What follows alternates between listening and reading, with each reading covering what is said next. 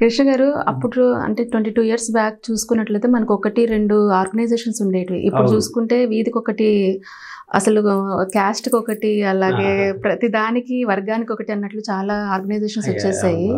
ముందు ముందు ఎక్కడికి పోతుంది అనుకుంటున్నారు మన?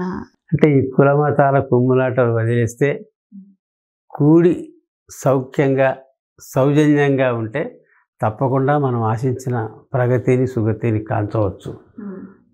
ఎవరు ఎన్ని సంస్థలు ఏర్పడినా చివరకు తెలుగు భాష సంస్కృతిని పరిరక్షించడమే ప్రధాన ధ్యేయం.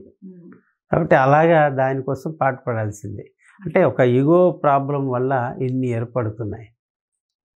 అతనే గొప్పనా నేను కాదా అన్న వల్ల ఆ ఒక్క భావం వల్ల ఈ విధంగా అన్నీ వెలువడుతున్నాయి, వెలువడి చోటు చేసుకుంటున్నాయి.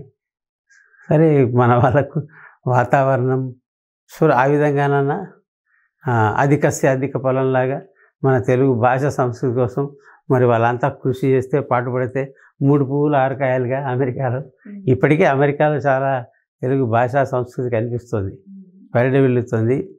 మన అక్కడ కంటే కూడా ఇక్కడ ఆ తపన, ఒక కూచిపూడి డ్యాన్స్ నేర్చుకోవాలన్నా, సంగీతం నేర్చుకోవాలన్నా అది కనిపిస్తుంది.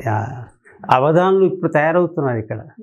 ఎంత చిత్రం! ఇక్కడ ఆ వాతావరణం లేదు, అయినా కూడా కష్టపడి సాఫ్ట్వేర్లు ఇంజనీరింగ్ ఉన్న వాళ్ళు ఇటువైపు మొగ్గు చూపి భాషను ఛందస్సును నేర్చుకొని అవధానాలు కూడా చేస్తున్నారు. ఇది మంచి పరిణామం.